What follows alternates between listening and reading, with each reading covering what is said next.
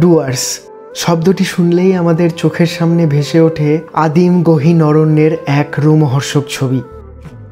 পূর্ব হিমালয়ের পাদদেশে পশ্চিমবঙ্গের তিস্তা নদী থেকে আসামের ধানসিঁড়ি নদী পর্যন্ত বিস্তৃত অঞ্চলটি ডুয়ার্স নামে পরিচিত।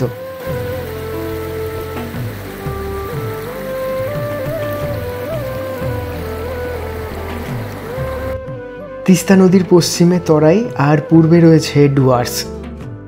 ইট কাঠ কংক্রিটের জঙ্গল পেরিয়ে ফুসফুস ভরে সতেজ দূষণহীন বাতাসের সাথে দু চোখ ভরে সবুজ দেখার ইচ্ছে থাকলে একবার অন্তত আসতেই হবে আপনাকে ডুয়ার্স। আজ আমরা ঘুরে দেখব ডুয়ার্সের বিখ্যাত 7 পয়েন্ট। তবে 7 পয়েন্ট ছাড়াও আরও কিছু জায়গা দেখাবো যেগুলো এই ট্যুর করতে এসে অনেকেই মিস করে যান। চলুন তবে আজকের গল্প শুরু করা যাক। তার আগে আমি অম্লান, সাথে Debarati. Welcome to travelling hours.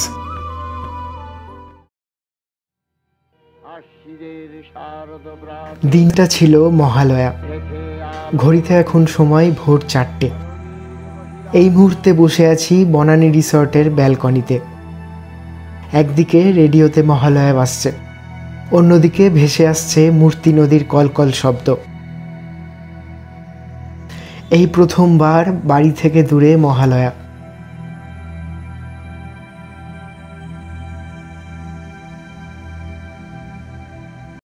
আজ 21শে সেপ্টেম্বর 2025।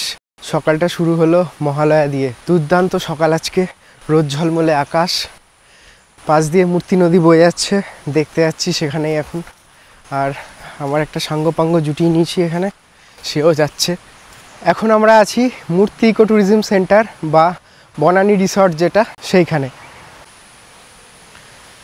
এই বনানী রিসর্ট সম্পর্কে যাবতীয় তথ্য আমার এই আগের ভিডিওতে দেখতে পাবেন।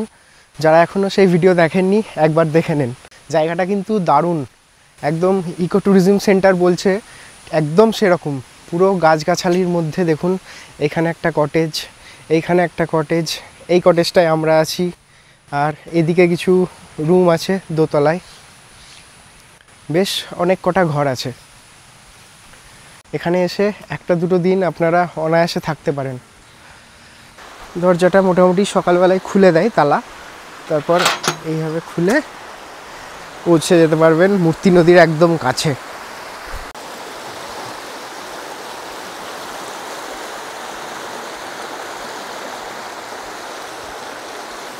দেখুন দূরের পাহাড় কিন্তু আবছা আবছা বোঝা যাচ্ছে। হ্যালো ম্যাডাম, হ্যালো, কিছু বলতে চাও? নদীর পাড়ের ওই যে জঙ্গলটা দেখতে পাচ্ছেন, এখান থেকে কিন্তু অনেক সময় অনেক বন্য জীবজন্তু আসে এই নদীর জল খেতে, তখন কিন্তু এখান থেকে তাদের দেখতে পাওয়া যায়। আরও একটা জিনিস এখানে যেটা ভালো লাগবে, প্রচুর পাখি এখানে, প্রচুর। সকালে যখন উঠলাম ঘুম থেকে, শুধুই পাখির কিচিরমিচির শব্দ, দারুণ লাগবে।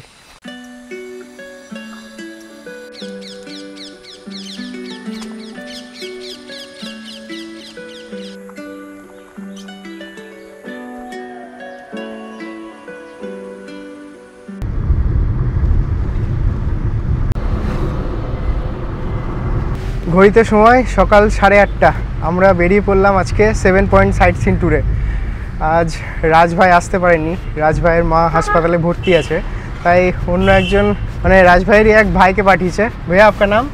প্রকৃত রায়। প্রকৃত রায়। এই প্রকৃতদার সাথে আজকে 7 পয়েন্ট সাইট সিন ঘুরে দেখব। এর আগেই ট্যুর করেছি আমি 2021 সালে, সম্ভবত 4 বছর পর আরও একবার। মূর্তি ব্রিজ তো এখন বন্ধ, না হলে ওই রাস্তা দিয়ে সোজা খুনিয়া মোড় যাওয়া যেত, কিন্তু সেই রাস্তা বন্ধ বলে একটু ঘুরে যেতে হচ্ছে। এখনও যা দেখলাম মোটামুটি আরও 1 বছর লাগবে। মূর্তি থেকে 18 কিলোমিটার দূর আমাদের প্রথম গন্তব্য হবে সামসিং, আর তার আগে দেখাবো চালসা ভিউ পয়েন্ট। এটা হচ্ছে চালসা ভিউ পয়েন্ট। চালসার মোড় থেকে জাস্ট 5 মিনিট আসলেই এই জায়গাটা দেখতে পাবেন। এই 2-4টে গাছপালার জন্য ভিউটা আটকে গেছে, ঠিক আছে, কিন্তু দেখতে খুব সুন্দর লাগছে।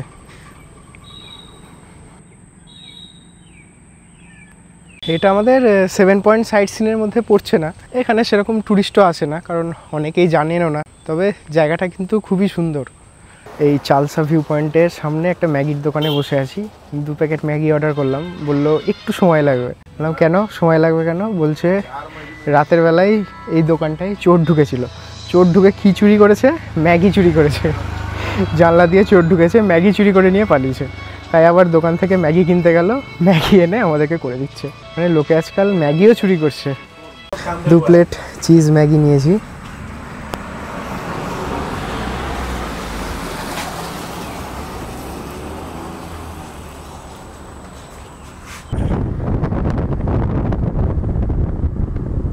আপনারা যারা ডুয়ার্সকে একদম চিরসবুজ দেখতে চান, আবার ডুয়ার্সে এসে সাফারিও করতে চান, জলদাপাড়া, বক্সা, জয়ন্তী, গরুমারা জঙ্গল খোলে 15ই সেপ্টেম্বরের পর, তাই এরপর আসলে সাফারিও করতে পারবেন, আবার চিরসবুজ ডুয়ার্সও দেখতে পারবেন।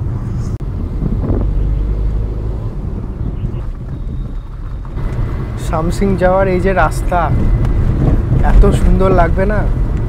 বিশেষ করে সেপ্টেম্বরের পর আসলে এরকম পুরো সবুজ পাবেন চারিদিকে, দুপাশে চা বাগান আর মাঝখান দিয়ে পিচের রাস্তা, পরে নীল আকাশ, দারুণ লাগছে। अंकल लाली गुराँस यता है हुन्छ।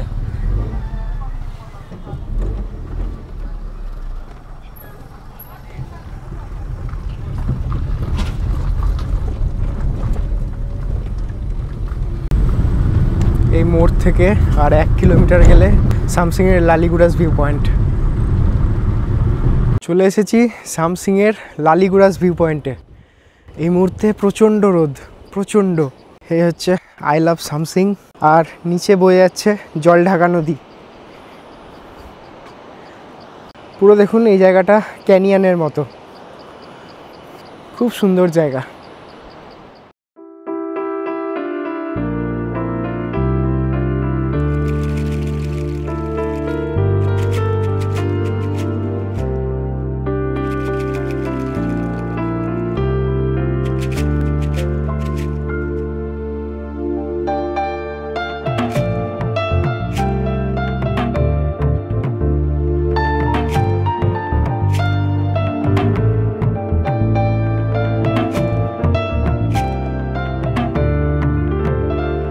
ওই যে নিচে লাল রঙের চালাটা দেখা যাচ্ছে, ওখানে 2-1টা বাড়ি ঘর আছে।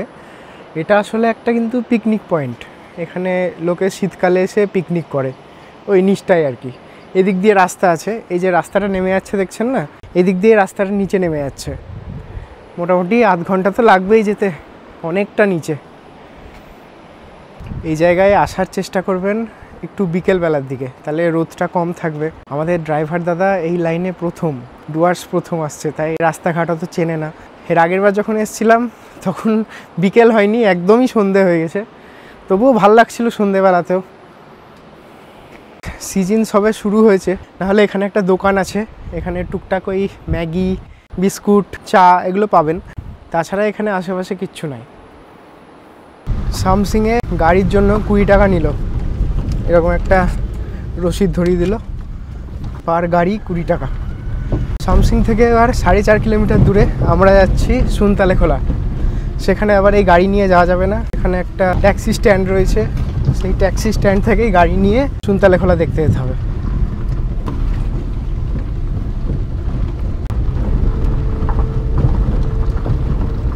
আর এই সামসিং কিন্তু কালিম্পং সাব ডিভিশনের মধ্যে পড়ছে।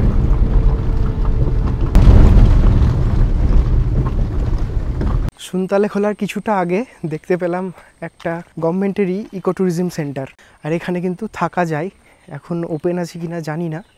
এই দেখুন এখানে স্পট বুকিংও হয়, Suntalekhola nature resort, welcome to Samsing eco tourism resort. তবে এখানে কিন্তু বুকিং হয়। দারুণ কিন্তু জায়গাটা, পুরো আশপাশটা দেখুন, পুরো জঙ্গল এরিয়া, পুরো জঙ্গল, আর তার মাঝে এই রিসর্টটা।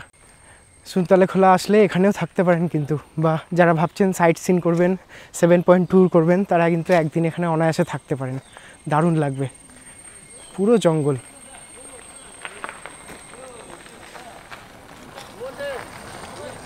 এর আগে 21 সালে যখন এই 7 পয়েন্ট ট্যুর করেছিলাম তখন কিন্তু এত দেরি হয়ে গেছিলো, তাই সুনতালে খোলা আসা হয়নি। তাই এবার ঠিক করেছি আগেই সুনতালে খোলা দেখব। এই জঙ্গলের রাস্তাটা কিন্তু দুর্ধর্ষ লাগছে।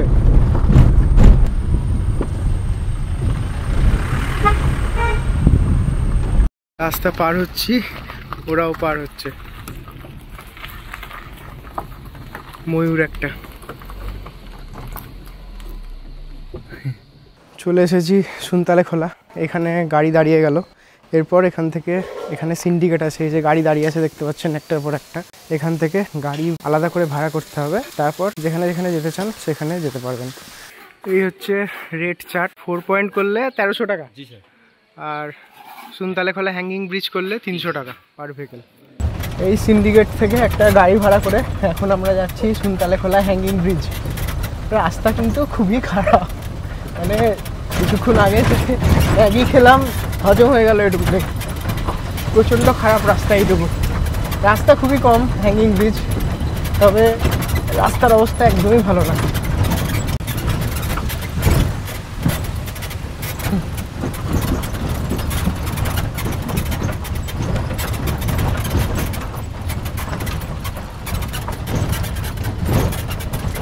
কিছুটা এসে আমাদের কাছে 20-40 টাকা একটা চার্জ নিল, বললো ফরেস্টে এন্ট্রি চার্জ। আমি যতটা জানি এই ফরেস্টে কিন্তু এখন এন্ট্রি ফি লাগে না। এটা জিজ্ঞেস করলাম, জিজ্ঞেস করাতে বললো আমাদের এখানে এখনও এটা নিচ্ছে। জানি না, অনেক জায়গায় গেলাম সেখানে কিন্তু ফরেস্ট চার্জ লাগছে না। ইভেন গতকাল যে সাফারিতে গেলাম সেখানেও কিন্তু ফরেস্ট চার্জটা সরিয়ে দিয়েছে। জানি না এখানে এখনও 20 টাকা পার পার্সন করে 40 টাকা নিল।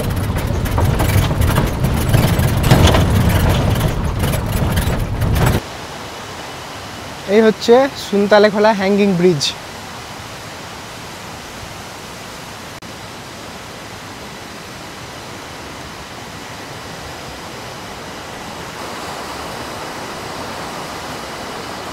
নিচ দিয়ে বয়ে যাচ্ছে সুনতালে নদী। সুনতালে খোলা মানে নদী, সেই হিসাবে সুনতালে খোলা।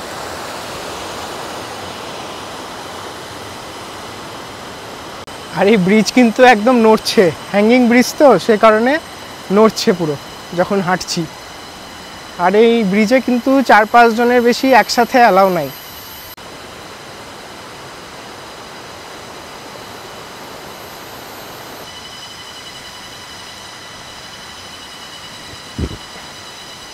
এখানে সুন্দর একটা বসার জায়গা করেছে, এখানে বসে নদীর ভিউ উপভোগ করতে পারবেন।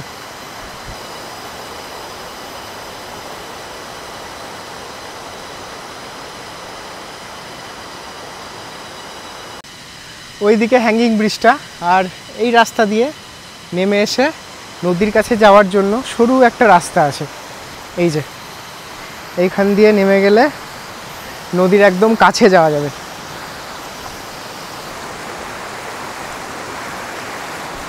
এই হচ্ছে সুনতালে খোলা।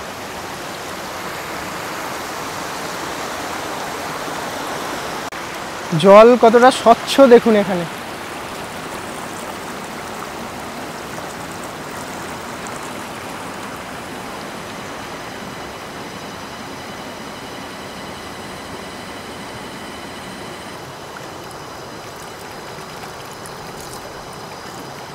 দারুণ লাগছে,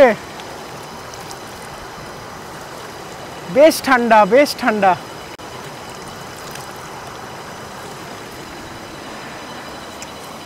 সেই আরাম।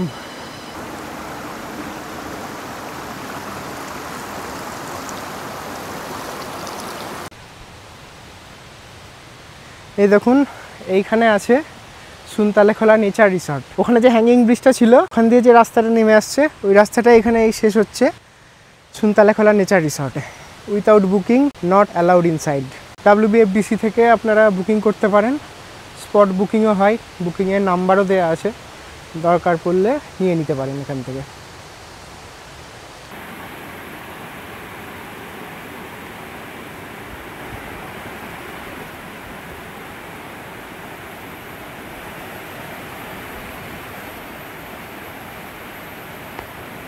আমরা তো কেবল সুনতালে খোলা হ্যাঙ্গিং ব্রিজ দেখতে গেছিলাম, এখন ভাবছি ডিসিশনটা নিয়ে ভালোই করেছি।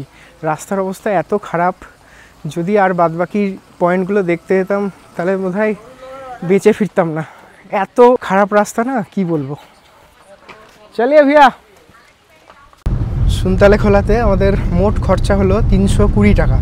300 টাকা নিল গাড়ি ভাড়া। ওখানে যে সিন্ডিকেট আছে সেই সিন্ডিকেটের গাড়িতেই কিন্তু আপনাকে যেতে হবে। নিজেরা যে গাড়িতে আসছেন ওই গাড়ি অ্যালাউ করবে না, তাই এই সিন্ডিকেটের গাড়িতে লাগলো 300 টাকা। আর আমাদের যে গাড়ি ওখানে পার্ক হয়েছিল সুনতালে খোলাতে, তার জন্য নিল 20 টাকা। তাই টোটাল হচ্ছে 320 টাকা। ও হ্যাঁ, আর একটা বলতে ভুলে গেছিলাম, ভেতরে এন্ট্রি ফি লাগলো, জঙ্গলে এন্ট্রি ফি লাগলো 40 টাকা, মানে 20 টাকা পার হেড। আমি ভুলেই গেছিলাম এটা। সুনতালে খোলা থেকে মাত্র 2 কিলোমিটার দূরত্বে আমরা এবার যাচ্ছি রকি আইল্যান্ড।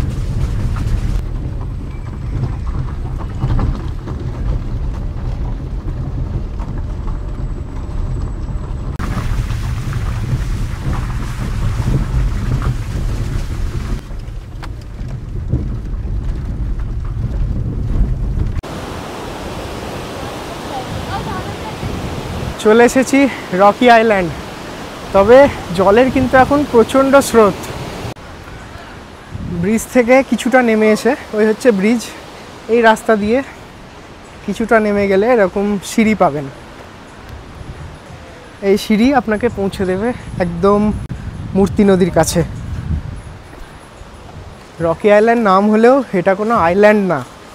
এখানে আসলে এত বড় বড় পাথর দেখা যায়, সেই কারণেই নাম হয়েছে রকি আইল্যান্ড।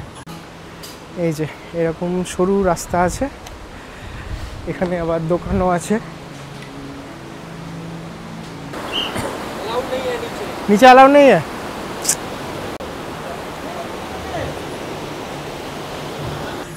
জলের এখন প্রচণ্ড স্রোত, সে কারণে এখানে কিছু লোক আছে, লোকাল লোক আর কি, তারা নামতে দিচ্ছে না, নদীর কাছে যেতে দিচ্ছে না। মূর্তি নদীর এই অশান্ত রূপ দেখতে একবার আপনাকে আসতেই হবে রকি আইল্যান্ড। একটা জিনিস দেখুন, মূর্তি নদী কত শান্ত, কিন্তু রকি আইল্যান্ডে প্রচণ্ড অশান্ত মূর্তি। এখানে একটা রেস্টুরেন্টের ব্যালকনিতে দাঁড়িয়ে আছি। আমার পেছনে মূর্তি নদীর ভিউটা দেখুন, দারুণ লাগছে। কিন্তু কাছ থেকে দেখাতে পারলাম না আপনাদের, যেতে দিচ্ছে না বলে। একটু কষ্ট করে যদি নামতে পারেন তাহলে এরকম দারুণ ভিউ পাবেন, কিন্তু একটু নেমে আসতে হবে।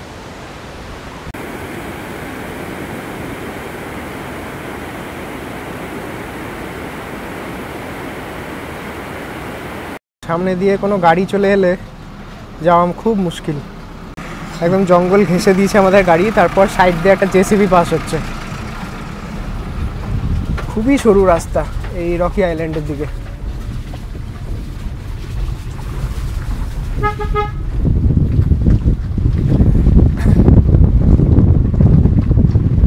রকি আইল্যান্ড থেকে 15 কিলোমিটার দূর আমাদের পরবর্তী গন্তব্য হবে গৈরিবাস।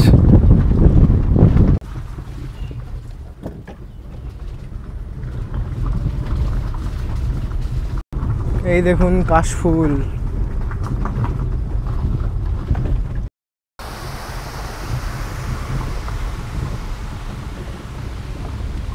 চলতি পথে এরকম অনেক কিছু দেখতে পাবেন। বর্ষার পরে আসার এটাই মজা।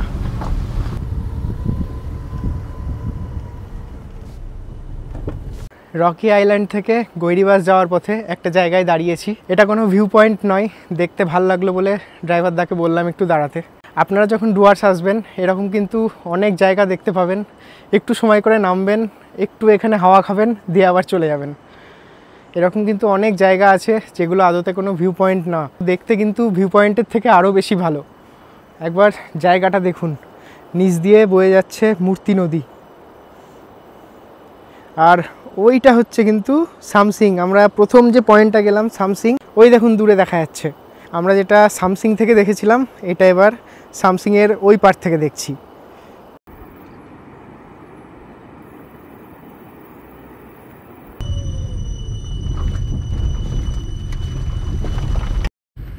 এই দেখুন চা পাতা তোলা হচ্ছে,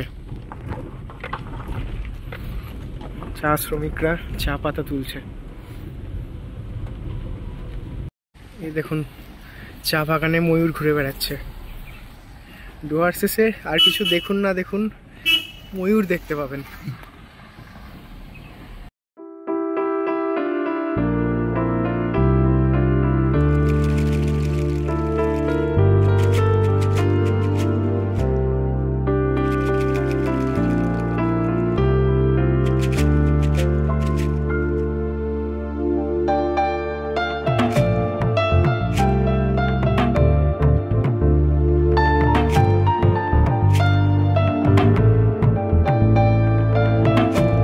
এই দলগাঁও ভিউ পয়েন্টের কথা কিন্তু অনেকেই জানেন না, এমনকি এখানকার লোকজনও বলতে পারছে না যে সেই ভিউ পয়েন্ট কোথায়।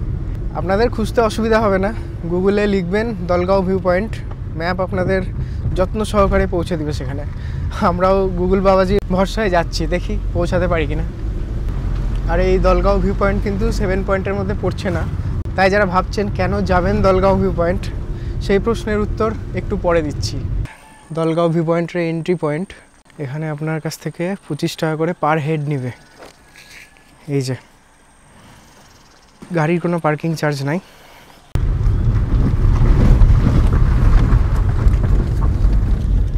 পৌঁছে গেছি দলগাঁও ভিউ পয়েন্ট। ম্যাপ দেখে আসলে আরামসে চলে আসতে পারবেন, কোনো অসুবিধা নেই। রাস্তা খুব একটা খারাপ না, আর এখান থেকে যা ভিউ দেখা যাবে দেখুন।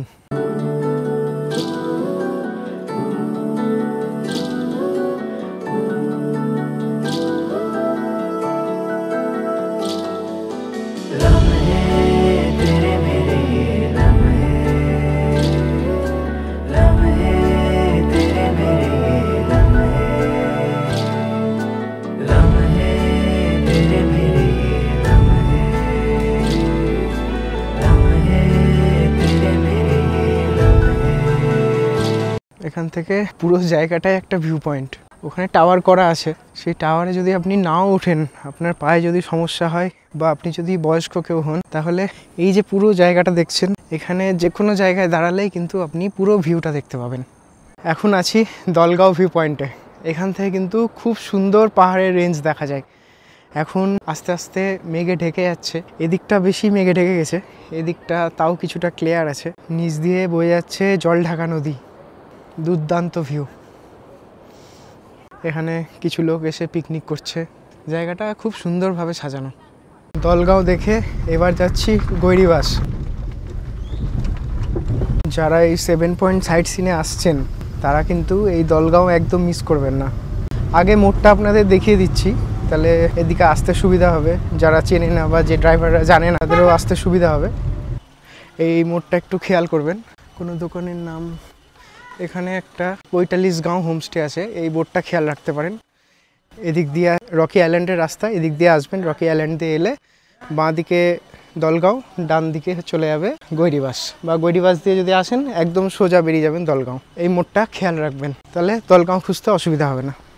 এই সোজা এবার বেরিয়ে যাব গৈরিবাস।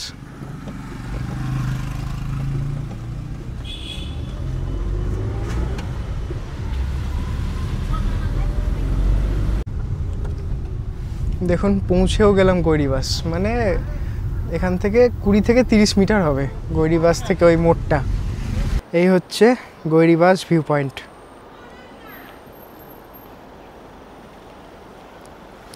দূরের ওই যে পাহাড়টা দেখছেন, ওটা কিন্তু ভুটান, নিচ দিয়ে বয়ে যাচ্ছে জলঢাকা নদী। আর এপারটা অবশ্যই ভারতবর্ষ। চেষ্টা করব একবার নিচে জলঢাকা রিভার বেডের কাছে যাওয়ার। এখানে আমরা লাঞ্চ করব আগে, তারপর ঝালং বিন্দু। অনেকটা দেরি হয়ে গেছে। কটা বাজে রে? 2:15 বাজে। I love Gairibas. এখানে অত ভাত ফাত পেলাম না, তাই মোমো খাচ্ছি। 2 প্লেট ভেজ মোমো নিয়েছি। আর আমাদের সাথে লাঞ্চ করছে এখানকার 2জন নামি দামি গাইড। এই যে এইখানে একজন ঢুকে আছে, আর এইখানে একজন।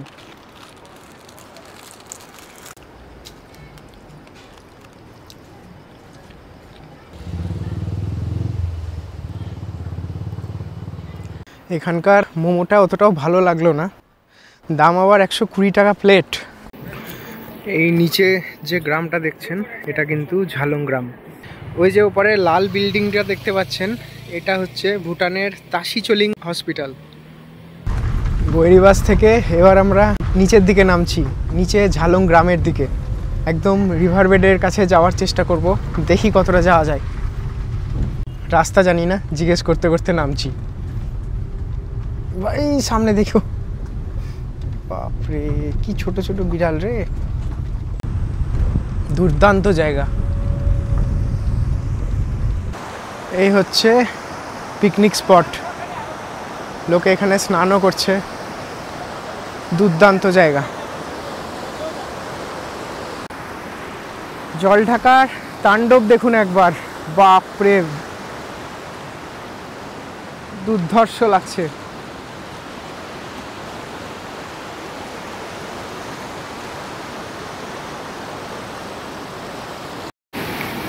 ওই দূরে লোকে চান করছে,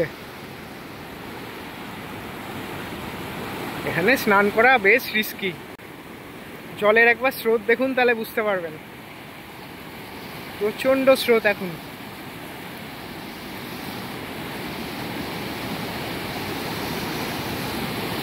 আরো একটা জিনিস দেখতে ভালো লাগবে, দেখুন ওই পারে কাশফুল ফুটে আছে, কত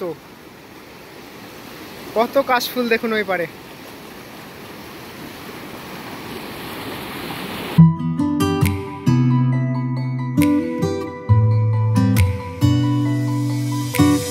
रातों को दे रोशनी था वो सितारा, तू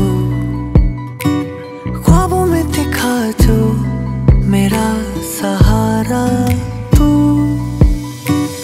रातों को दे रोशनी था वो सितारा, तू ख्वाबों में दिखा जो मेरा सहारा, तू रातों को दे रोशनी था वो सितारा। এই পেছনে যে নদী দুটো দেখছেন, একটা হচ্ছে, এটা হচ্ছে ঝালং খোলা, আর এটা হচ্ছে রঙ্গ। এই দুটো নদী মিলিত হয়ে জলঢাকায় গিয়ে আছড়ে পড়ছে, আর এই জলকে কাজে লাগিয়ে আগে হাইডেল প্রজেক্ট হয়েছে, আপনাকে দেখাবো। এটাও কোনো টুরিস্ট স্পট নাই, কিন্তু পারলে একবার দাঁড়াবেন, খুব ভালো লাগবে। অবশ্যই একবার দেখবেন এখানে এসে, খুব ভালো লাগবে। আর আমরা ওই দিক থেকে এলাম, জলঢাকা রিভার বেড দিয়ে এইদিকে চলে যাবো এবার বিন্দুর দিকে। তার আগে হাইডেল প্রজেক্ট দেখাবো।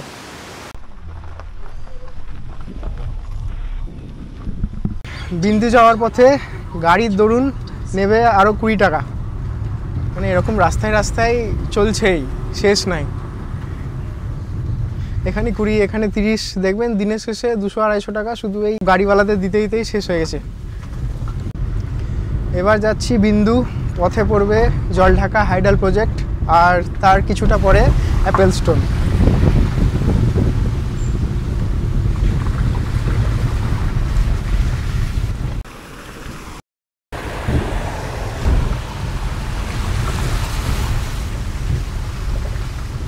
এই হচ্ছে জলঢাকা হাইডেল প্রজেক্ট, মানে এই যে এইদিকে, আর এই সামনে জলঢাকার রূপ দেখুন, বাপরে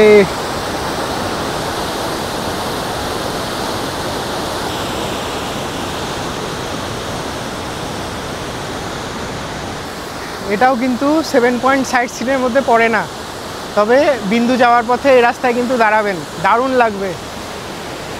আমার পিছনে দেখতে পাচ্ছেন জলঢাকার ভয়ঙ্কর রূপ।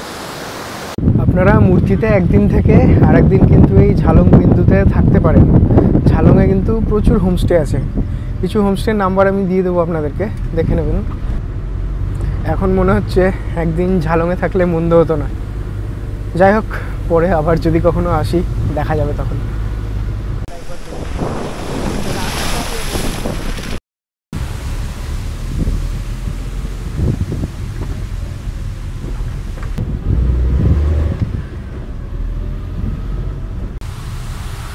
কি সুন্দর, চলে এসেছি অ্যাপেল স্টোন। এই যে আমার পিছনে একটা পাথর দেখতে পাচ্ছেন, এই পাথরটা অনেকটা আধ খাওয়া আপেলের মতো, সেই জন্য জায়গার নাম হয়ে গেছে অ্যাপেল স্টোন। আর উপর থেকে নেমে আসছে জলঢাকা নদী।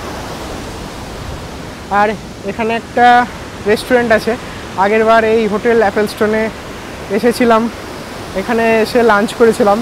আপনারা দুপুরের দিকে আসলে এখানে এসে লাঞ্চ টাঞ্চ করতে পারেন, ভালো খাবার দাবার পাওয়া যায়। এই রাস্তায় একমাত্র হোটেল যেখানে ভালো খাবার পাবেন, তাছাড়া সেরকম কোনো দোকান নাই ভাত টাত খাওয়ার মতো।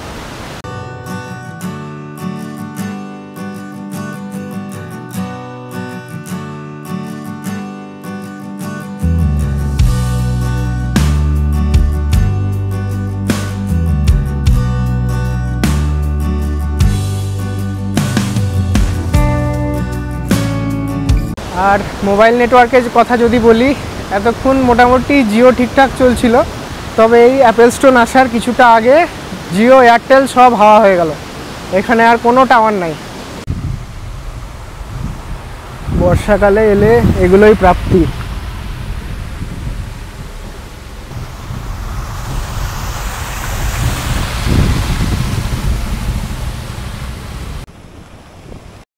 ঢোকার আগে এটা তো দেখতেই পাবেন, সব সময় যখনই আসবেন এটা দেখতে পাবেন, অল্প থাকলেও জল থাকবে।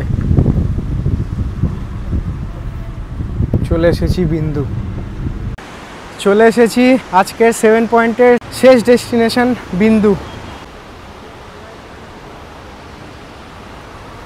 এখানে টুকটাক কেনাকাটির জন্য দোকান আছে। ভুটানের চকলেট আবার এখানে ফেমাস, প্রচুর চকলেট পাবেন। তারপর এই যে কাপগুলো, প্রচুর দোকান পেয়ে যাবেন এরকম। এইটা হচ্ছে বিন্দু ব্যারেজ, জল ঢাকার তাণ্ডব দেখুন, বাপরে।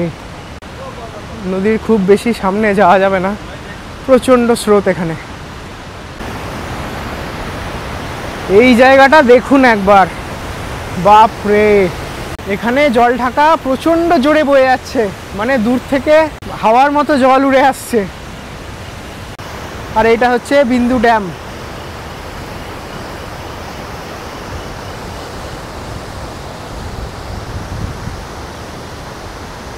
সেপ্টেম্বরে বিন্দু এলে আরও একটা পাওনা হচ্ছে এই কাশফুল। দারুণ লাগছে কিন্তু, পাহাড়ে কাশফুল আমি এই প্রথমবার দেখছি।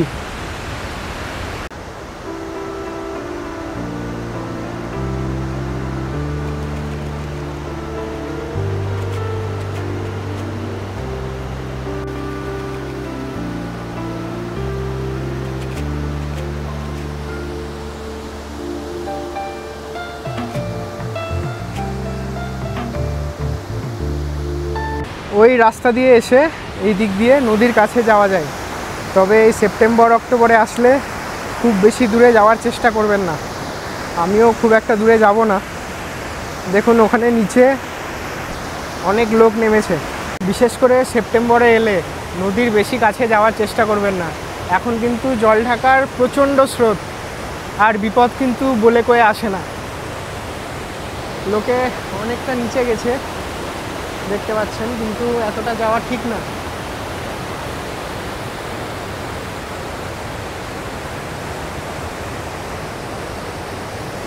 আমি এখন বসে আছি ভারতে, এদিক দিয়ে বয়ে যাচ্ছে জল ঢাকা, আর আমার পেছনে যে পাহাড়টা দেখছেন এটা হচ্ছে ভুটান।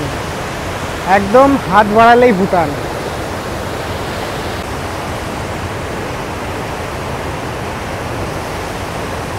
দেখুন সামান্য ছবির জন্য মানুষ জীবনের কতটা রিস্ক নেয়। আর বলা হয় এই বিন্দুই হচ্ছে ভারতের শেষ গ্রাম। অ্যাকচুয়ালি ভারতের শেষ গ্রাম বলে কিছু নাই, ভারতের যে অঞ্চলে যাবেন যেটাই বর্ডার সেটাই হচ্ছে শেষ গ্রাম। তবে এখানকার মানুষরা সেইভাবে জিনিসটাকে প্রচলিত করেছে। আসলে এই যে বিন্দু ব্যারেজটা দেখছেন এরপরেই হচ্ছে ভুটান, অর্থাৎ এই জায়গাটাই হচ্ছে শেষ গ্রাম বিন্দু, এভাবেই আর কি প্রচলন হয়। यहाँ का है या बाहर का? ये भूटान से आता है।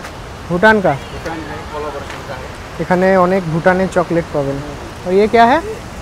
इसके अंदर लाडू है, बूंदी लाडू।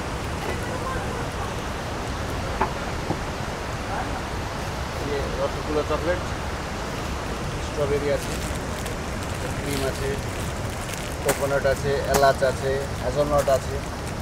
ये सब कितने का? ये 5 रुपये पीस है। 5 रुपये। এখানকার লোকজন এত ভালো না, চকলেট কিনছি দিয়ে চলে যাচ্ছি, আবার ডাকছে, দিয়ে হাতে একটা ধরে দিচ্ছে, বলছে এটা এখন খান, ওটা তো বাড়ি নিয়ে যাবেন, এটা এখন খান। এখানে এরকম অনেক কিছু জিনিস পাবেন, একটু টাইম নিয়ে আসবেন, সেই জন্যই বলছি, তাহলে কেনাকাটিও করতে পারবেন, আবার জল ঢাকার পাড়ে বসেও থাকতে পারবেন। ঘড়িতে এখন 5:30, দোকানপাট সব গোটাচ্ছে। এই মুহূর্তে বসে আছি বিন্দুতে দোলমা রেস্টুরেন্টে। রেস্টুরেন্ট থেকে কি অসাধারণ ভিউ দেখুন।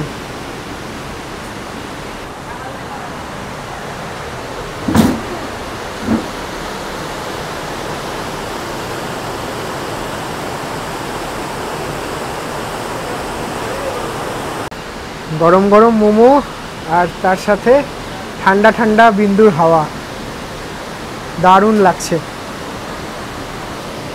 এই ডোলমা রেস্টুরেন্টের মোমোটা কিন্তু খুব ভালো, আসলে একবার খেয়ে দেখবেন, খুব ভালো লাগবে। প্রায় সন্ধে হয়ে গেছে। এই হচ্ছে ডোলমা রেস্টুরেন্ট, এইখানে আমরা মোমো খেলাম। এই হচ্ছে দিদি, খুব সুন্দর মোমো করেছিল। नमस्ते। आपका नाम क्या है दीदी? डोलमा तावांग। अच्छा, हाँ, मेरा नाम डोलमा तावांग है। बिंदु रेस्टोरेंट, कभी आइए सब लोग। हाँ, यहाँ पर मोमो मिलेगा, चाउमीन मिलेगा और राइस भी मिलेगा। हम लोग का होम स्टे भी है, अच्छा कहाँ पे है? वो आगे नदी के पास। আগে ঠিক আছে, আসবেন এখানে, মোমোটা খুব সুন্দর করে। সময় হয়ে গেছে প্রায় 6টা বাজে, পুরো অন্ধকার। এবার আমরা বেরিয়ে যাব মূর্তির উদ্দেশ্যে। ভাইয়া সো গয়া, চলিয়ে ভাইয়া।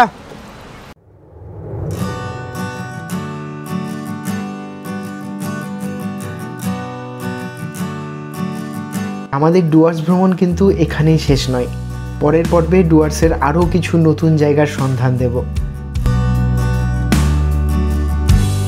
আজকের ভিডিও ভালো লেগে থাকলে লাইক করে এবং চ্যানেলে নতুন হয়ে থাকলে সাবস্ক্রাইব করে পাশে থাকবেন।